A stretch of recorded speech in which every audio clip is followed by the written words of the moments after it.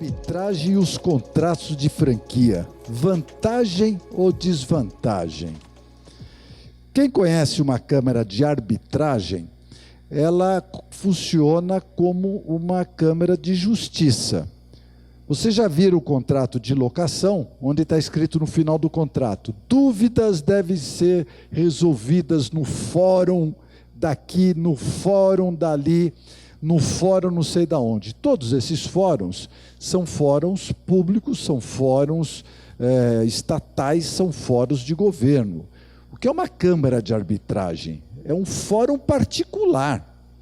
É possível ter um fórum particular? É possível. E é isso que a gente vai tratar desse assunto agora, que o doutor Marinello está aqui, o doutor Ibrahim vão falar sobre isso também, vão explicar para a gente como é que funciona isso. Ibrahim, quer começar?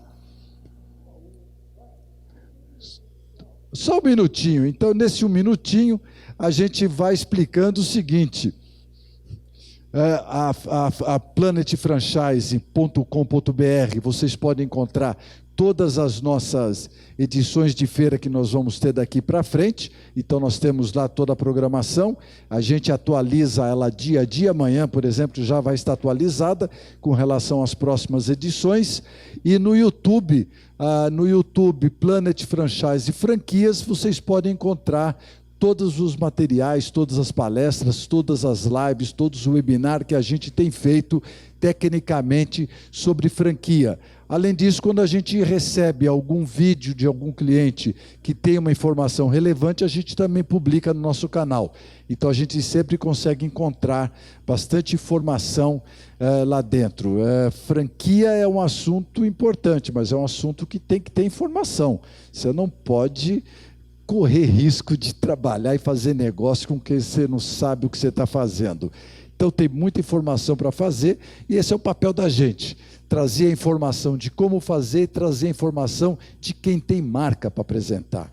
Eu acho que é isso que a gente tem que fazer aqui.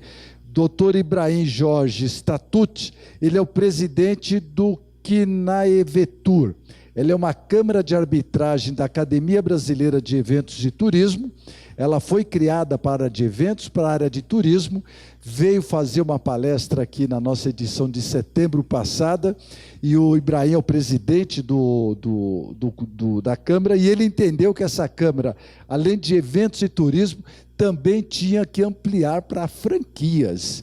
Então ele já fez essa nova alteração, e hoje essa Câmara é uma Câmara também de franquias, onde ela está disponível para que os franqueadores e franqueados possam usar dessa fabulosa, moderna, rápida e sigilosa ferramenta de disputas judiciais ou disputas contratuais. É isso?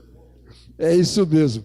E o doutor Luiz Ricardo Marinello, ele é sócio da Marinello Advogados, ele é mestre em Direito Comercial pela PUC de São Paulo e professor na INSPER, em Contratos de Propriedade Industrial e Intelectual, perdão. Então nós temos aqui duas grandes feras que entendem muito desse fabuloso mundo das franquias. Obrigado. Boa tarde, pessoal. Sevieri, mais uma vez, muito obrigado pelo convite. Falamos muito os dois aqui, então alguém vai ter que segurar a dupla aqui de alguma maneira, né? Conseguiram lá já, Ronaldo, nota 10, hein? Tá aqui? Maravilha. Também já o meu, tá ligado também? Tá. Tem aquele passador de... Tá aqui. Tá bom. Bom, a ideia aqui é a gente discutir um pouco exatamente o que está escrito ali, que é aspectos legais envolvendo a arbitragem, né? O que é arbitragem? Para que serve a arbitragem? Eu estou com o Ibrahim aqui, que é uma figura maravilhosa. Temos falado muito ultimamente e tem uma história curiosa para começar a contar para vocês, porque o último evento do Planet Franchise, eu palestrei aqui com o Dr. Marcelo, né, da Vitaderm. E aí teve um momento que eu comecei a ficar assim, opa, Comecei a ficar ver tudo verde. Aí eu falei para esse Severo, é a emoção da gente voltar a fazer um evento pessoal, né? Então, foi muito bacana, né? Curiosamente, foi muito bacana. Eu cheguei em determinado momento, doutor, é com o senhor, doutor. E eu fui dizendo aqui, e eu acho que deu aquela... Eu acho que eu não tinha almoçado, acontece assim. Então, eu vou pedir uma gentileza. Se eu começar a ficar verde aqui de novo, é só trazer um chocolatinho, que fica tudo certo e a gente volta. Fechado, Severo? Então tá bom. Bom, a ideia hoje aqui, nós temos... começar falando um pouco sobre... Por favor, dê o seu bom dia, por favor. Claro. Boa tarde a todos, né? Muito prazer. Estivemos aqui em setembro e eu estava ouvindo a palestra do Marinello e adorei o que ele colocou, da forma que colocou. E eu já sabia que existe uma lei, uma recomendação na lei de franquias, criado em 1994, ainda pelo presidente... qual é o nome dele? O da rachadinha?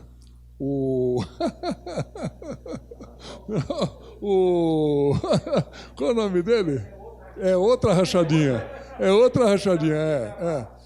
E ele criou a lei recomendando, está na lei explícita do governo, dizendo que as franquias, tanto o franqueador como o franqueado, deveriam utilizar-se de câmaras de arbitragem, porque isso facilita a vida de todo mundo. É muito mais justo, muito mais célere, muito mais econômico, né, e dinâmico, porque as pessoas que entram na franquia querem dinamismo, querem coisas rápidas, querem coisas bem elaboradas, bem feitas.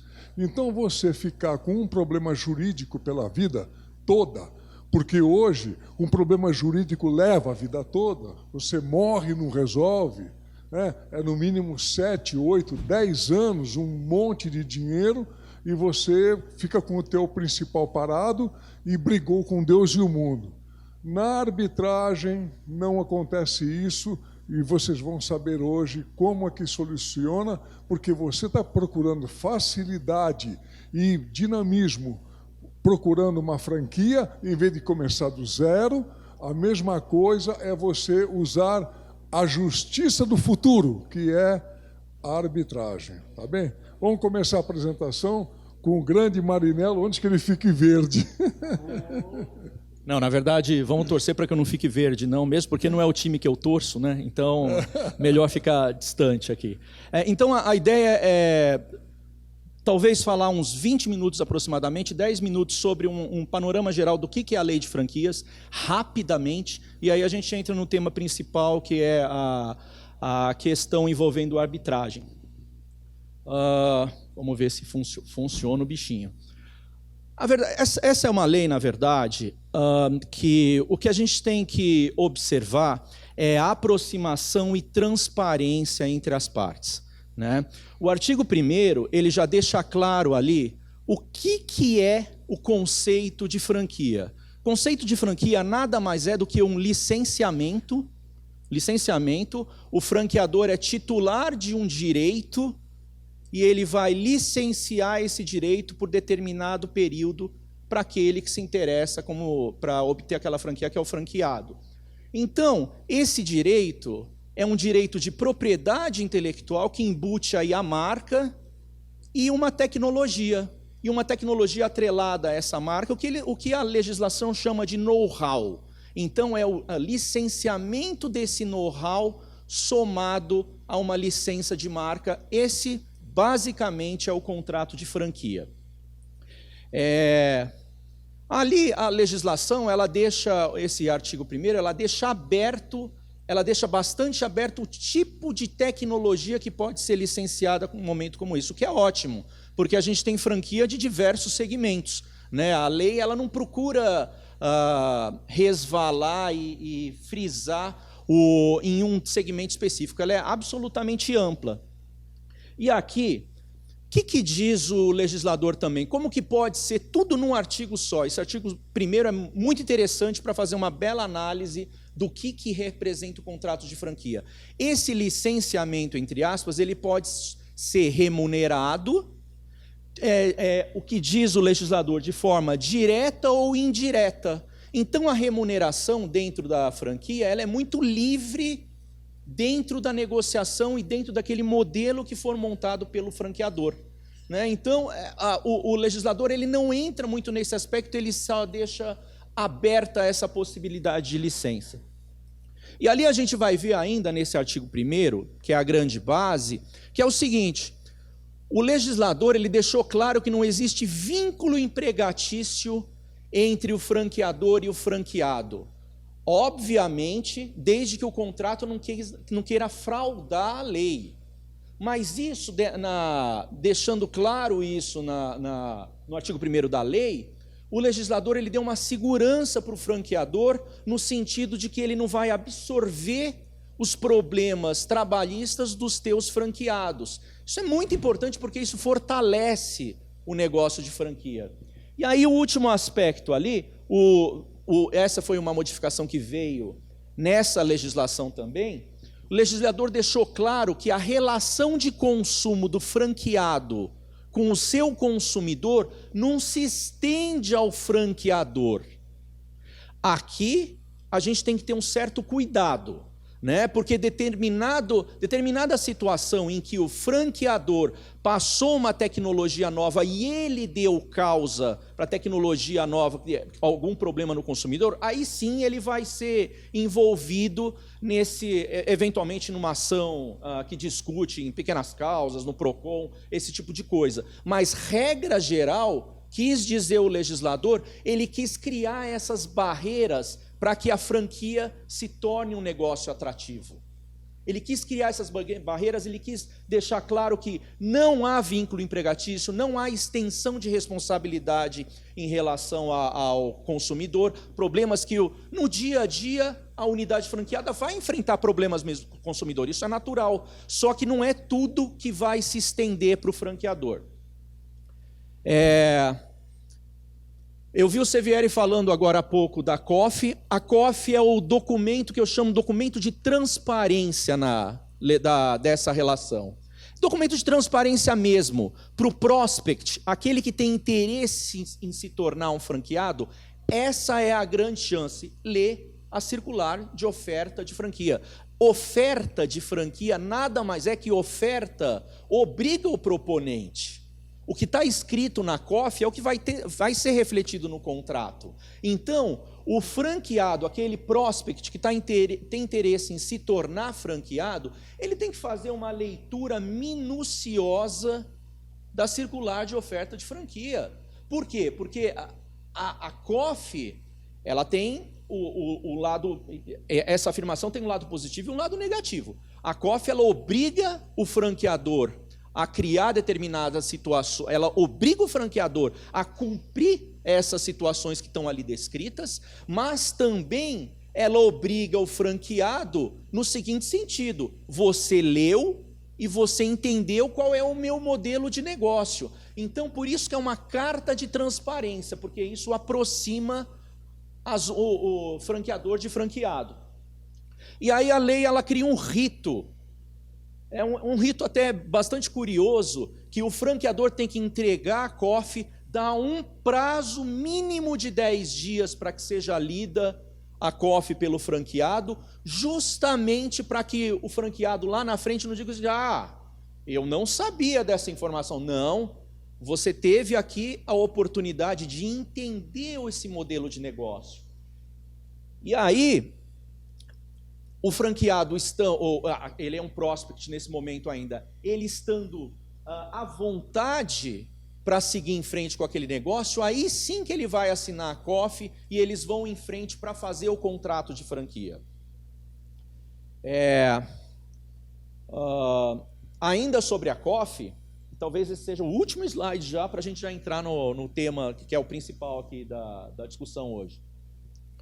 Na COF, o prospect, e agora não é mais prospect, agora já assinou o contrato, ele vai ter acesso a especificamente a atividade que está sendo franqueada ali para ele, porque às vezes tem muita questão de... O que a gente vê muito no mercado, pelo menos no escritório a gente vê muito isso, são empresários que estão iniciando em determinado negócio naquele momento. São aposentados de determinadas empresas, ou que sobra um dinheirinho, ou que eventualmente vai fazer um negócio paralelo junto com o cunhado, ou alguma coisa assim. Legal, vou investir numa franquia, uma marca bacana que eu gosto, mas tem uma questão aqui que é ter afinidade com aquele modelo de negócio. Vou trabalhar com alimentação. A pessoa não aguenta gordura, a pessoa não consegue ficar 10 minutos ali naquele restaurante. Como é que vai trabalhar com alimentação? Então tem certos requisitos pessoais que são necessários para a pessoa escolher aquele modelo de negócio que ela está fazendo. Não é só porque é bacana o Habib's, né? Eu acho legal, vende bastante, tem um apelo comercial interessante, que você vai fazer esse tipo de negócio. Não funciona assim. E aí tem mestres das operações de franquia aqui que podem dizer isso melhor do que eu. Então, aquele item, a atividade, ela tem que ficar muito clara dentro da circular de oferta de franquia. O que está sendo oferecido para que ambas as partes avaliem. E o que serve esse alerta também para o franqueador, para não dizer, esse franqueado não está performando. Mas também você escolheu alguém que não tinha perfil nenhum, né, para aquele negócio que você coloca no mercado. A questão de sustentabilidade, aqui é um ponto interessantíssimo. Cabe ao franqueado a observar a COF e os documentos que estão instruídos na COF, que avaliar qual é o número de franquias que tem relativo àquele mercado, avaliar se tem problemas judiciais ou não, avaliar os balanços comerciais, né? Então tem todos esses aspectos para mostrar que aquele negócio é sustentável. Para mostrar E se o franqueado desconfiar e ainda assim entrar no negócio, ele não vai poder alegar lá na frente que, olha, entrei no negócio, eu já tinha uma certa desconfiança desse negócio lá atrás, mas acabei entrando. Não! A COF serve justamente para isso. Nós temos dezenas de decisões judiciais, dezenas, no seguinte sentido: o franqueado vai, distribui a ação, fala para o juiz o seguinte, a rentabilidade que ele disse que o franqueador disse que prometia para mim não aconteceu, não sei o quê. Rentabilidade tem que estar na COF.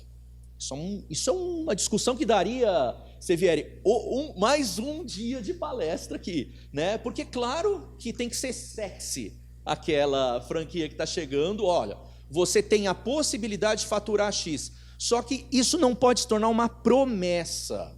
Aí que está o ponto. E promessa, às vezes, dentro da COF. Teve uma ação interessante, eu não trouxe todos os casos aqui hoje, mas do Vanderlei Luxemburgo. Ele criou uma rede de franquia e colocava lá valor mínimo que o franqueado iria tirar em um determinado período X.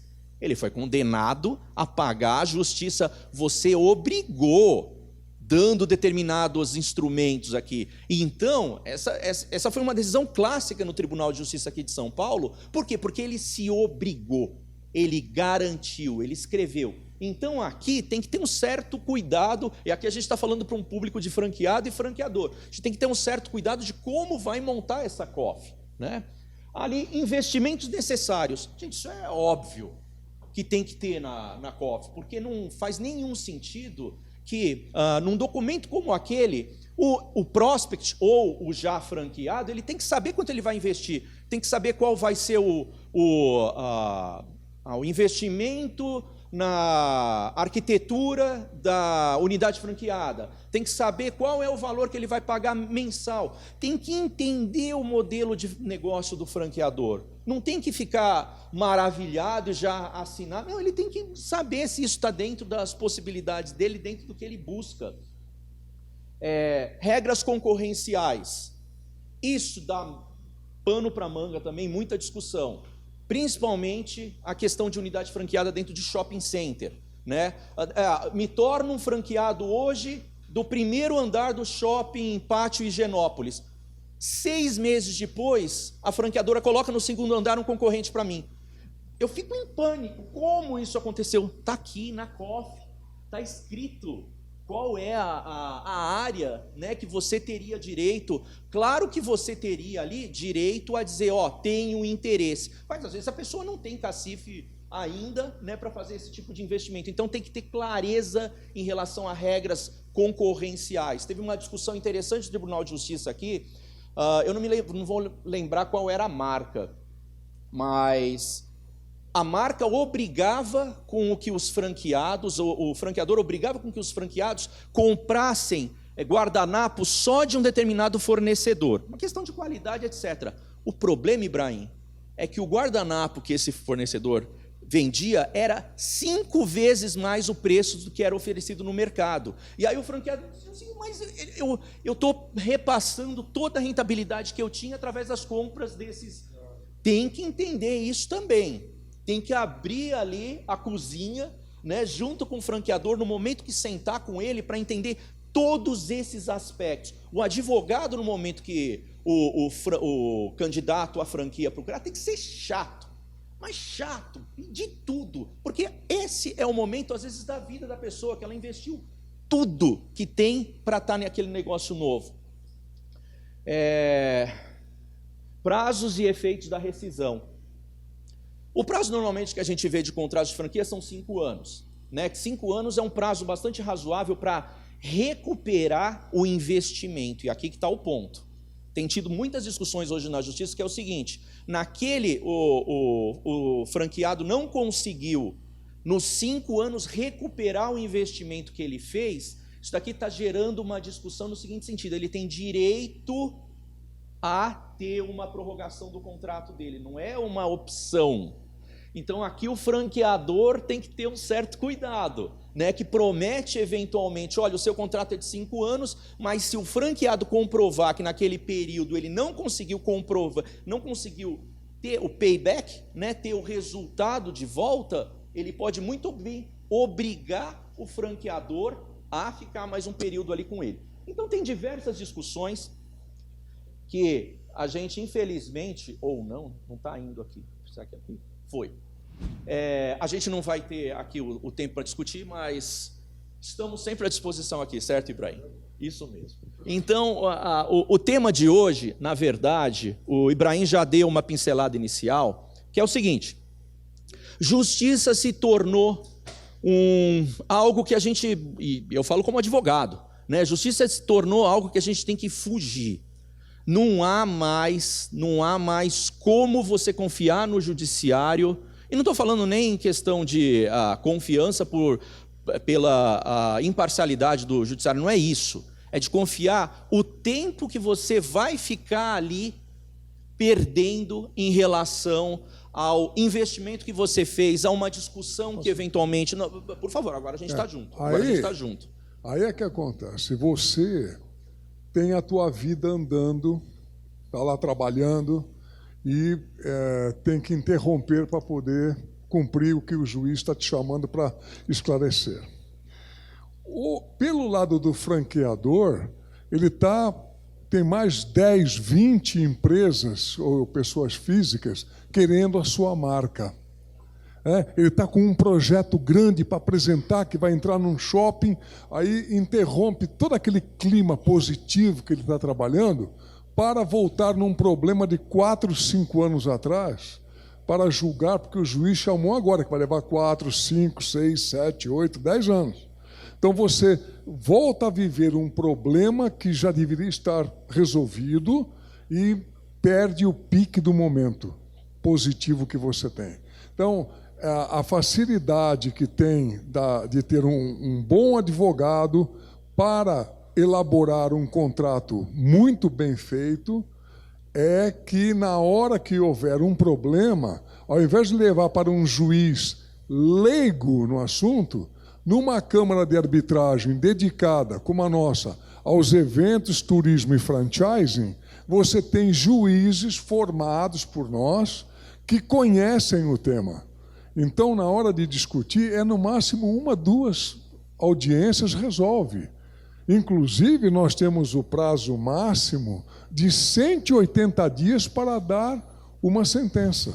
Então, não tem negócio de 10 anos e tal, enrolar, nada disso. Então, o teu custo é muito menor, você volta para trabalhar rapidamente, tranquilamente, e se você tiver que receber algum dinheiro, receberá rapidamente também, e tiver que pagar, vai pagar rapidamente também. Depois, esse acordo também de parcelamento e tal, tudo é feito pela Câmara, como é feito na Justiça Comum.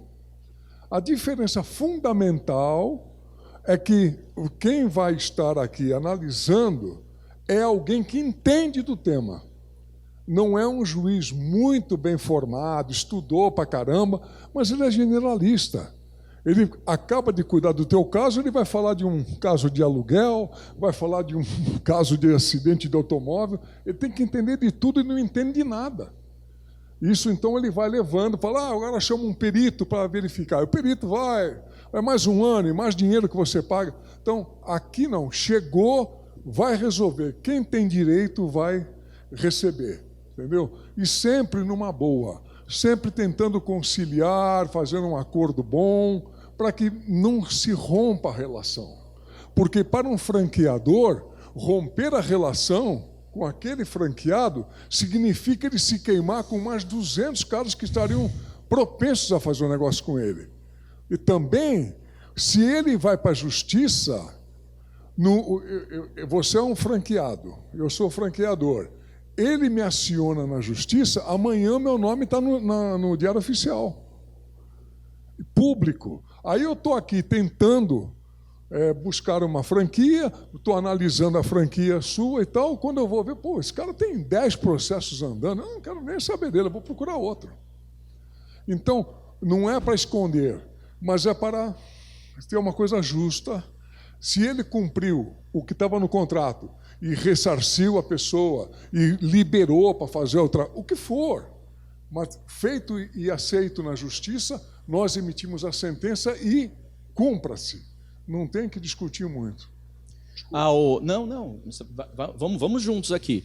Na verdade é o seguinte, o que Ibrahim colocou muito bem, que a justiça hoje em dia ela tem questões muito delicadas em relação à falta de especialidade daquele juiz que está julgando, né? E também se torna uma caixinha de surpresa pelo valor que às vezes representa determinada perícia que vai ser realizada dentro do judiciário. Então, em razão desse cenário, e não só para a franquia, mas para todo o mercado, tanto a arbitragem como a mediação, elas são consideradas hoje meios alternativos de resolução de conflitos. Então, por que eu quis trazer aqui também a questão da mediação?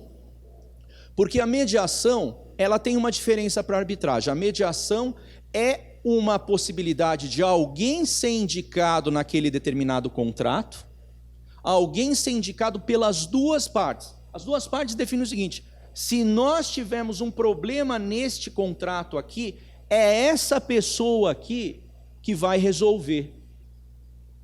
Então essa aí a gente não está falando da arbitragem, eu vou falar já da arbitragem. Aqui a gente está falando da mediação, que é uma negociação com a presença de um terceiro mediador, que vai simplesmente, ele não tem o poder decisório. Aqui que está a diferença para a arbitragem. Ele não decide. Mas esse acordo que for feito com a presença do mediador, ele tem força de título executivo. Então, eventualmente, as partes podem evitar toda discussão judicial envolvendo o próprio judiciário. Os juízes adoram hoje em dia a possibilidade de que o caso seja resolvido por mediação, por arbitragem. Por quê? Porque tira das costas dele. A gente está num estado falido. E na mediação, como é indicada uma pessoa que foi de comum acordo, exige, após essa solução, uma ratificação do juiz. O juiz da Justiça Comum tem que receber aquele processo todo, a solução toda, e ele vai dar validade jurídica àquilo. No caso da arbitragem, como árbitros, Nós já emitimos a sentença e não depende de juiz nenhum aprovar. Né? Mas você, para ter isto, tem que ter já no contrato, na confecção do contrato, já tem que falar que fique eleita a Câmara de Arbitragem da Academia Brasileira de Eventos e Turismo, franchising, para julgar qualquer problema referente a esse contrato, qualquer litígio, descumprimento que for. E falando em franquia, é o seguinte, franquia é Brasil todo. É Brasil todo. Aí você, que é de Fortaleza, vai comprar uma franquia aqui de São Paulo, onde é que será o foro para discutir um contrato com você? É a sede do franqueador ou é a tua cidade? Ah, não, mas eu queria na minha cidade. Não tem essa discussão, porque na nossa Câmara de Arbitragem, que inclusive o Marinello é juiz nosso, juiz arbitral nosso, a nossa Câmara é virtual. Então você está aqui no teu escritório, nós acionamos quem nos procurou com a pessoa que está acionada, entra num acordo, determina a data de encontro, feito virtualmente, gravado, vale na lei, tudo legalizado, tudo certinho. E resolveu, ali de comum acordo, emitiu a sentença, não cabe recurso. Esse é o melhor da história. Não cabe recurso como na lei comum. Então você, ali de comum acordo, está resolvido, pagou, não pagou, acabou, tudo resolvidinho, não cabe, sai dali, estou arrependido, acha um advogado e fala, não, você tem que tomar um dinheiro dele. Não existe isso, tá? Acabou, está feito, é coisa de gente civilizada. Por isso que chama a justiça do futuro. Vai, Manuel. Muito do que você já colocou aqui, você me ajudou bastante, eu fui tirando, já falou, aí fui pulando o slide, já falou também, fui pulando o slide. Ótimo. Parece que a gente fez junta parada. O Sevieri vai parabenizar depois ali. E o que na verdade é a arbitragem? É uma substituição do judiciário com a mesma força de poder executivo do judiciário. Mas uma substituição por alguém que conhece a matéria, um profundo conhecedor da matéria, né? Porque aí que está uma enorme vantagem, essa é uma das vantagens, né? Porque o título aqui é vantagens e desvantagens, daqui a pouco eu vou soltar algumas desvantagens aqui, embora ele não, mas essa legislação da arbitragem, ela nasceu justamente também para desafogar o judiciário, também para contribuir. E como que as partes definem como é o processo de arbitral? Quando elas fizerem o contrato, elas têm que estipular uma cláusula de como vai funcionar. É um árbitro? São 3 árbitros? Qual é a câmara que deve ser utilizada para a arbitragem? Né? E aí, no momento em que houver um conflito entre elas, uma das duas aciona a cláusula, e aí elas começam a discutir ali, vai ser nomeado um árbitro, né? Ou um árbitro pela vontade dos dois, ou 3 árbitros, caso eles não digam, não, eu acho melhor esse aqui, o outro vai falar, não, eu acho melhor esse outro aqui, e aí a Câmara vai definir mais um para dar o desempate, porque sempre vai ter que ter um número ímpar aqui, para dar o desempate na sentença arbitral. Na sentença arbitral. Então aqui foi, as partes, elas tiveram ali, a autonomia da vontade delas que prevaleceu, no sentido de que vamos desde já, enquanto somos amigos, e desde já a gente vai definir, se houver algum conflito entre nós aqui, vamos para a Câmara Arbitral. E aí, mais um ponto que você colocou, Ibrahim, a decisão ela é proferida pelo árbitro ou pelos árbitros, e ela é obrigatória, ela tem que ser cumprida. Não adianta tentar, não, discordo dessa Câmara, porque esses árbitros não funcionaram direito e vai lá para o judiciário. Ela só vai conseguir anular a sentença arbitral se tiver um vício gritante, é o que diz a legislação. Porque não cabe nem recurso.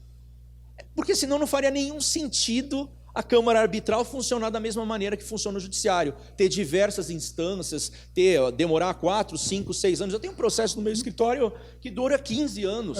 No mesmo modo, se você coloca no teu contrato desde o início que qualquer divergência será resolvida pela Câmara de Arbitragem, não pode na hora que acontece, falar assim, eu vou pôr na justiça e vou pôr o nome dele lá. Não tem como, porque ele concordou no contrato em fazer através da Câmara de Arbitragem. Ele está explicando esse princípio aqui, que é a autonomia da vontade. Ele não pode fugir daquilo. Do mesmo modo, aceitar a sentença que saiu da Câmara de Arbitragem e como colocou bem o Marinello. Só se houver uma coisa gritante, né, falar assim, não, é que o juiz que foi escolhido por nós dois, eu não sabia, mas ele é cunhado do... Como tem caso na justiça comum aí, né? O cara é padrinho de casamento do fulano. Tem foto não, lá com ele. Aí é então, caso de nulidade, aí é caso de nulidade, mas são raríssimos os casos. Né? Muito raro. Câmaras arbitrais sérias têm muito cuidado com isso. Nós temos muita seriedade, tanto é que, por exemplo, na parte aérea, de companhias aéreas que tem problema, ele tem 400 tipos de contrato terceirizado numa companhia aérea, né? Então, qualquer um maluco lá que resolve acionar a companhia aérea, no dia seguinte está no nome dele lá na justiça. Então, nós temos um dos nossos juízes arbitrais, formados por nós, é o Tarcísio Gargione. Tarcísio Gargione, para vocês terem uma ideia, ele foi o homem que, com conhecimento de companhia aérea, colocou a Gol para voar do zero em 26 semanas, a companhia estava voando. 26 semanas, conhece a aviação profundamente. Depois foi presidente da Gol durante 10 anos. Esse é o nosso juiz de parte aérea. Entendeu o nível como é? É esse nível. Agora, você vai pagar mais por isso? Não, absolutamente. Nós fizemos um custo muito razoável, muito baixo, porque o nosso trade todo de turismo, de eventos, de franquia, é o que mais sofreu nessa pandemia toda. Então, nós temos uma coisa muito acessível, não é, Marinello? E para o advogado, ele age como advogado de uma forma, ou também como juiz, quando nós convidamos para um julgamento. Para o advogado, ele tira aquele problema da frente, parte para outro. Vai buscar um cliente novo, não é? Não ficar 15 anos como está. O Ibrahim tocou num ponto aqui que talvez seja até uns princípios que eu vou mostrar aqui, que é o da economicidade. No judiciário, quando você distribui uma ação, vou processar o meu ex-franqueador porque ele não cumpriu o contrato. A gente está entrando honestamente às cegas. Você distribui a ação, você não sabe, você não tem noção de qual é o momento que vai ter uma perícia ali para avaliar eventualmente a contabilidade do teu franqueador ou a tua, etc. E qual vai ser o custo disso. Na arbitragem é completamente diferente. Desde o início você já sabe qual é o custo do árbitro, você sabe quais são as despesas da Câmara Arbitral, você sabe qual é o custo se eventualmente tiver uma perícia aqui. Por quê? Porque as partes vão conversar e vão definir desde logo como que vai ser a questão de produção de provas. Então, essa é uma das vantagens. E tem alguns princípios que eles têm que ser obedecidos. Princípio do contraditório, da ampla defesa, porque são princípios constitucionais e óbvio que uma Câmara Arbitral ela tem que respeitar a legislação. Ela não poderia criar algo ali que fosse completamente distorcido do que define a Constituição Federal e do que define a própria legislação arbitral. Então tem alguns princípios aqui. O árbitro tem que ser imparcial. Claro que tem que ser imparcial e é possível ser imparcial. É plenamente possível.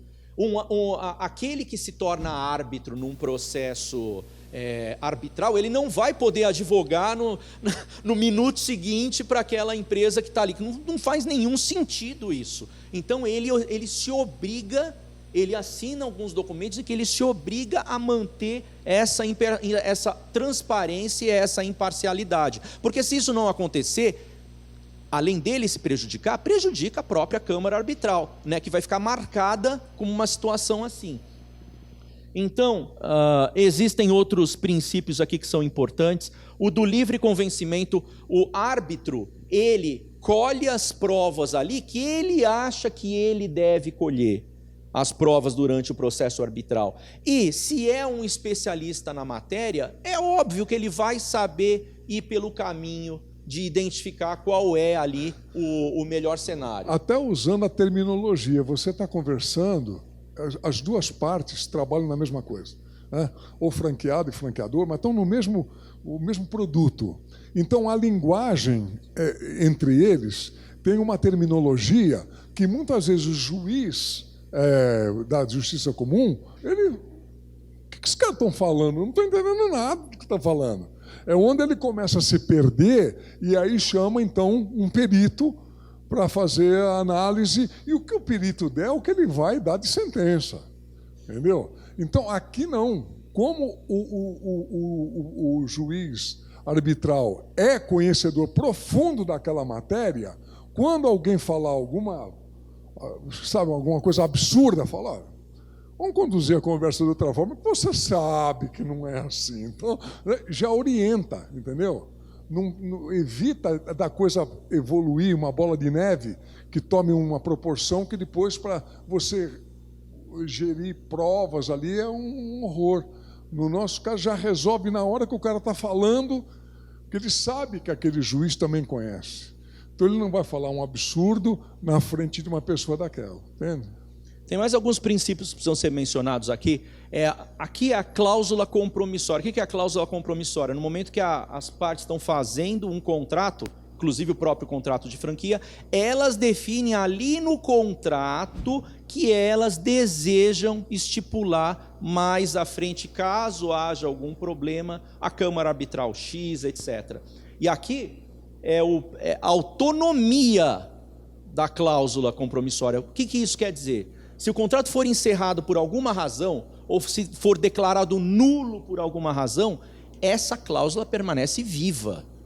Por quê? Porque para evitar com que, eventualmente, alguma das partes... se o contrato está nulo, vou para o judiciário. Não. Eles definiram isso lá no início do processo, no processo da negociação entre eles. Então, economicidade eu já mencionei, né? Aí aqui, especificamente, para o nosso segmento aqui, para a nossa discussão, a nova lei ela deixou expresso, claro, que as partes poderão eleger juízo arbitral para a solução de controvérsias relacionadas ao contrato de franquia. Essa é da lei, está expresso na lei, porque antes tinha uma certa, tinha uma certa insegurança em relação a isso. A lei é 8.955 de 1994 e teve ratificação, foi atualizada e manteve esta recomendação na Lei 13.966 de 26 de dezembro de 2009. Já foi até pelo Bolsonaro que foi assinado aqui, essa lei. Em 2019. Talvez esse seja o último slide, talvez a gente esteja já batendo o horário. Um ponto aqui importante de dizer o seguinte: eu entendo que o contrato de franquia não é um contrato de adesão. Eu entendo que não. Eu entendo que existe margem para discussão entre as partes, sim. Mas o STJ, que está acima de nós aqui, entendeu o contrário. Entendeu através desse recurso especial 1.602.076 que o contrato de franquia é um contrato de adesão. E aqui, por ser considerado um contrato de adesão, aí o franqueador vai ter que ter um certo cuidado. Que cuidado é esse? Fazer com que o franqueado ele dê o ok de uma forma muito clara na cláusula arbitral, para evitar qualquer tipo de discussão e do franqueado dizer lá na frente, não, eu eu não tinha conhecimento sobre isso, eu acho que eu fui lesado. Então, a recomendação que se dá depois dessa decisão do STJ para evitar qualquer tipo de discussão é essa. Eu acho... É o mesmo, né? That's it. Olha que logotipo bonito. É isso. Se vocês tiverem alguma dúvida, por favor, perguntem. Pera, tem uma pergunta, vamos dar um microfone aqui para a Jurema. Juliana. Boa tarde. Os contratos que foram feitos entre franqueador e franqueado, até hoje que foi estipulado um fórum, eu posso fazer um aditivo após e acrescentar essa câmara arbitral? Como que funciona isso? Pode.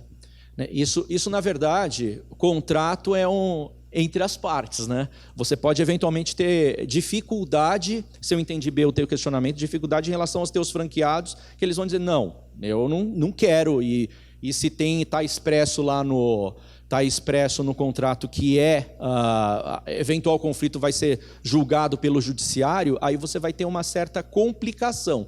Você pode propor para a sua rede e eventualmente isso dá certo. E aí você mostra as vantagens, né? Porque, claro, lá no escritório a gente advoga para franqueado e franqueador. Claro que o franqueado vai ficar ressabiado. O que eles estão querendo aqui com isso? Né? Simplesmente dizer o seguinte, olha, isso aqui vai ser bom para toda a rede.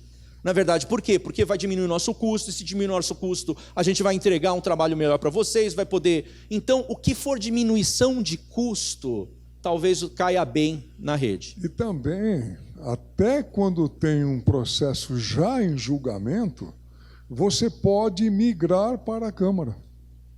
Desde que as partes concordem, lá perfeitamente possível. E o juiz vai adorar. O juiz adora, porque eles têm 100 milhões de processos andando. 100 milhões de processos andando. Então, se você chegar lá e falar assim, eu quero... Tem que ser os dois advogados. Queremos retirar esse caso dessa vara e levar para julgar numa câmara de arbitragem. Ele libera em 8 segundos. Aí você pega, leva, traz para nós, vamos julgar, a sentença, leva, ele tira do ar tudo, apaga tudo lá, acabou, resolveu. Entendeu? Agora, enquanto você ao contrário do que a gente acha, o juiz não tem processo de estimação. Não tem. Ele quer se livrar para que ele consiga dar mais vazão. E aí, o ideal é para quem está começando a compor os seus contratos, utilizar a Câmara desde já. Para quem fala, mas eu já tenho, como ele falou, 50 contratos que fala que é o foro de tal comarca. De comum acordo com o franqueado, entre franqueado e franqueador, você fala, escuta, vamos pôr um aditivo no nosso contrato? Que se houver qualquer problema, em vez de ir para a justiça comum, a gente vai para a Câmara de Arbitragem. Vários acontecem isso. Aceita, porque é de bom senso. Entendeu? Se precisar uma apresentação geral para franqueados, nós vamos lá e fazemos a apresentação para explicar as vantagens que tem para todos. Entendeu? É coisa inteligente. Mais algum ponto? Obrigado, Juliana. Muito obrigado, gente.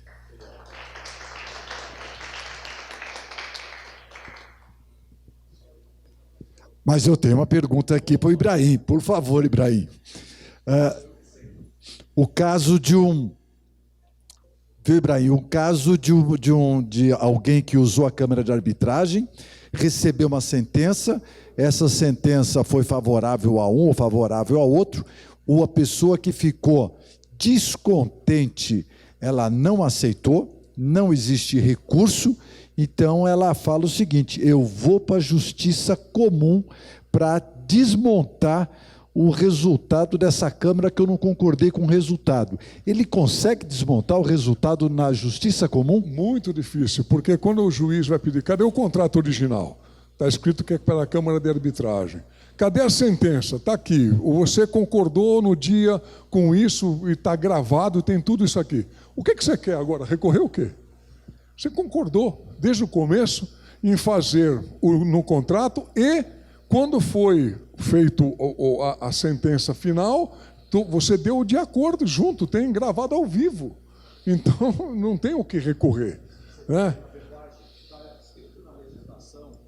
Está escrito na legislação que não cabe recurso contra a sentença arbitral.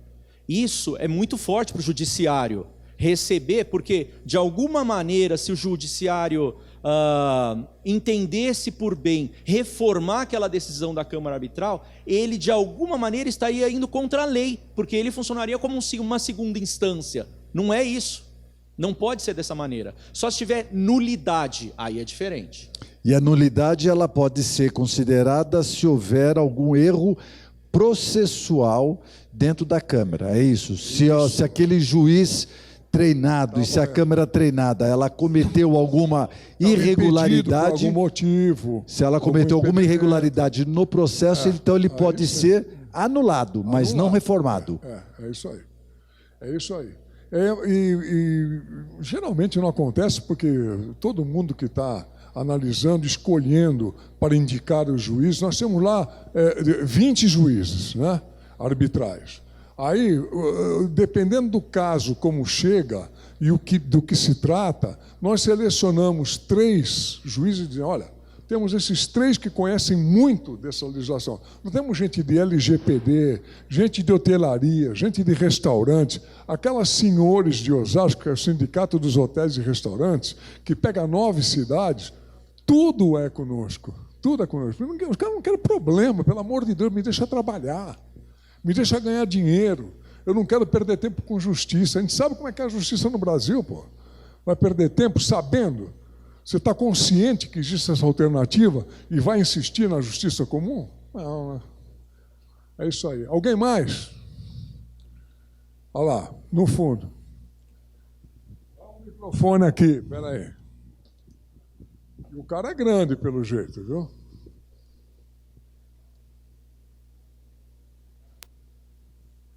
Qual o custo de ter na nossa franquia a Câmara de Arbitragem? Olha, você vindo pela Planet Franchise e aderindo, usando os nossos termos no teu contrato, não tem custo algum para você usar os nossos termos no teu contrato. Ah, tem uma taxa de manutenção? Não tem. Então, não tem custo para entrar, não tem custo de manutenção, só terá alguma coisa se você falar, eu quero entrar com uma ação contra fulano. A hora que você vai requerer, pra você ter uma ideia, custa R$ 1.800. Né? Qualquer ação em qualquer lugar começa com 5.000 para começar a conversar. Que é R$ 1.800. E depois tem um percentual sobre o valor que você está requerendo. Então, aquilo também de evitar que o cara peça absurdo, que sabe que não vai receber, que vai receber menos, mas ele pede um absurdo, e você fica 10 anos discutindo. Né? Então, a gente faz o seguinte, quanto você quer de indenização? Ah, eu quero 1 milhão. Então, perfeitamente, é X% de 1 milhão. Não, mas eu não sei. Ah, você não tem certeza que vale 1 milhão? Quanto é que vale realmente? Ah, sei lá, vai dar uns 80 mil. É que a gente tem que pedir que é para poder negociar. Não. Quanto você acha que vai receber? 80 mil? Então, é 3% de 80 mil. Entendeu? Para evitar essa especulação toda. Cara maluco que quer ficar rico às custas de prejuízo dos outros. Não tem isso. Tá? Então, é muito baixo o valor, muito fácil de se pagar, não vai ter problema algum. Porque você teve um bom advogado antes, redigindo um bom contrato. Aí, quanto o advogado cobra, não sei. Aí é outro problema. A Juliana de novo. Aí, para entrar, quem pediu está pagando, na hora do aceite, ele vai pagar a parte do juiz, o outro vai pagar a parte do juiz, e quem vai pagar é quem perdeu. Né? Quem perdeu vai pagar o percentual. E se for uma perda parcial? Eles também pagam parcialmente? É. Por exemplo, vamos fazer o seguinte, meio a meio para cada um. Daí paga parcialmente, Pode. ou 60 e 40, ou 30 e 70. Aqui é negócio de sangue libanês. Tudo conversa, tudo se resolve. Sim, senhor. Essa pergunta é importante do Sevieri aqui, porque o árbitro ele tem a possibilidade de enxergar que é justo nesse caso que ele recebeu, um vai pagar 60% e outro 40%. Por quê? Porque não houve uma condenação de tudo que foi requerido ali pelo franqueado ou pelo franqueador. Então o árbitro tem essa possibilidade de definir ali a justiça sob a ótica dele. Você vê que é sangue libanês e italiano também. Sevieri, queria fazer uma pergunta para você sobre esse tema. Diante de tantas vantagens que estão colocadas com essa prática de gestão no ambiente, no mercado de franchise, você pode considerar que as franquias que adotam, elas identificam nessa ação uma vantagem competitiva, do seu ponto de vista da expansão da rede? Olha, qualquer franquia, qualquer marca, ela tem um budget diferente do franqueado. E nesse budget da franqueada, ela tem uma quantidade de custos, vários itens, e o item jurídico faz parte desse custo.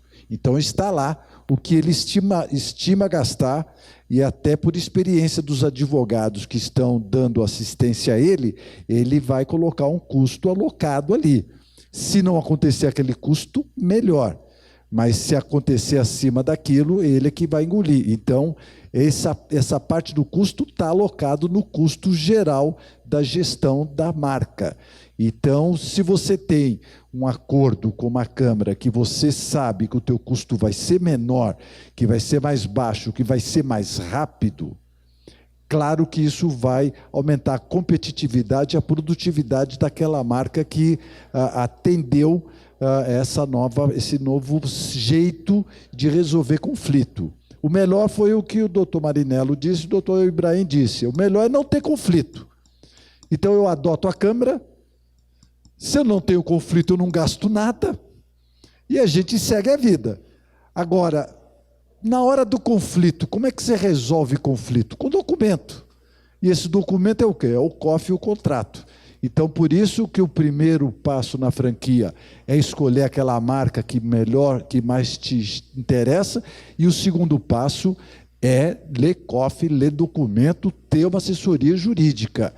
E se depois você aderir, você partiu para frente, você tem uma Câmara que possa te dar toda essa vantagem na hora da justiça que você precisa, e a justiça é particular, é sigilosa, é barata e posso usar a palavra rápida, porque 6 meses é rápido. Não é público, fica tudo internamente.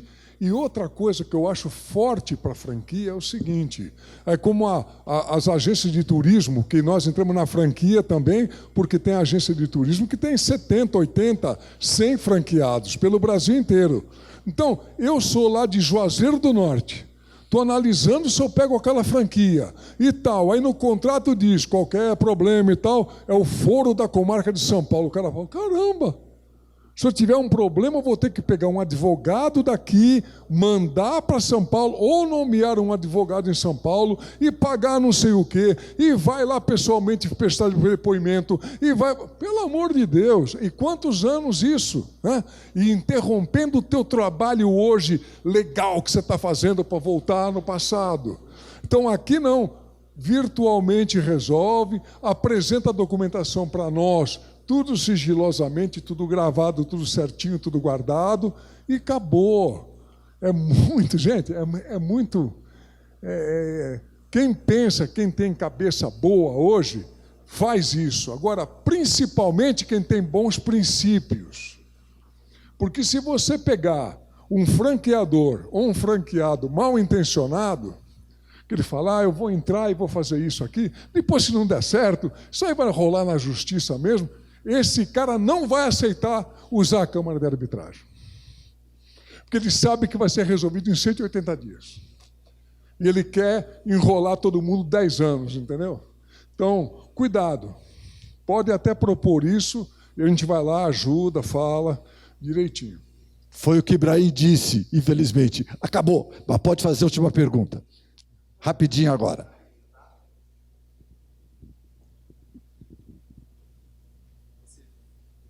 Tudo bem, doutor? Eu me chamo Adriano, eu tenho uma plataforma de marketplace, né? E muitas franquias começaram a cadastrar produtos para vender nessa plataforma, né?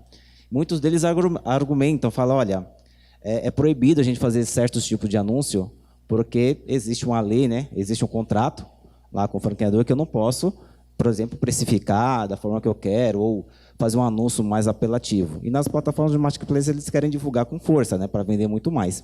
Eu queria que o senhor comentasse sobre isso, né? Se está mais flexível isso depois da pandemia, né? E como essas franquias estão se comportando em relação a esse tema.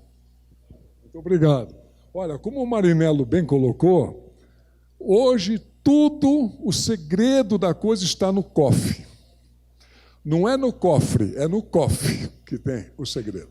Se ali ficou especificado que pode, que você está livre para fazer o que você quiser na tua região, acabou. Se falar que tem regra de cores, de estilo, de linguagem, de o que for, vai obedecer. Então, o COF que ele fala, que o franqueador apresenta, e você tem 10 dias para estudar, é para mergulhar 24 horas e estudar aquilo, questionar tudo, resolver antes de assinar. Entendeu? Eu acho que o Ibrahim já respondeu, mas o questionamento é muito perspicaz, porque esse é um problema que acontece muito. Principalmente agora com a pandemia, houve uma necessidade brutal do franqueado fazer muito mais do que ele fazia antes. Só que se isso não está previsto no contrato, isso é uma infração que ele vai estar cometendo. Então aqui, no momento em que... Então fica o alerta para os novos franqueados agora, né, e para o franqueador também, de definir como é a venda online. A venda online é proibida pelo franqueado. O que o franqueado pode fazer? Anunciar no Instagram dele, nas redes sociais dele, o que ele pode, quais são os limites. Ele pode criar um site específico de venda dele? Acho difícil que o franqueado permita isso. Por quê? Porque que o franqueador permita isso, porque ele vai perder o controle. E franquia é controle também. É controle da rede, que senão aí vira uma bagunça, né? Que cada um começa a vender por um preço, e aí tem problema de invasão de região também. Então, aqui tem que ter muita clareza, e nesse momento essa é uma das boas perguntas que o franqueado deve fazer. Como posso efetuar a minha venda? Ela está perguntando se o tema tem que estar na cofre no contrato. Sim. Clareza, transparência em relação a isso. Se ele puder vender eletronicamente, eu não preciso de franqueado. Eu ponho uma turma lá para atender e vendo e acabou, eu entrego no Brasil inteiro. A diferença do franqueado é que ele vai levar a quem está comprando o serviço ou o produto aquela atenção, aquele carinho, aqueles cuidados que o franqueador quer dar, que é de onde nasceu a fama dele. Eu faço um bom produto, eu atendo direito, eu olho no olho do meu cliente, eu faço direitinho aqui, eu cuido dos detalhes da vida dele, porque é a continuidade que você vai ter do cliente, é essa. Né? Então tem que ser ainda o envolvimento do franqueado, estar atendendo aquela marca, que ele está representando a marca e representá-la muito bem. O olho no olho ainda funciona, no turismo também. Doutor Luiz Ricardo Marinello, muito obrigado, doutor Ibrahim Jorge Statucci. Muito obrigado. Hoje uma Conte conosco boa sempre informação, que você vier. Obrigado, gente. Palma para eles.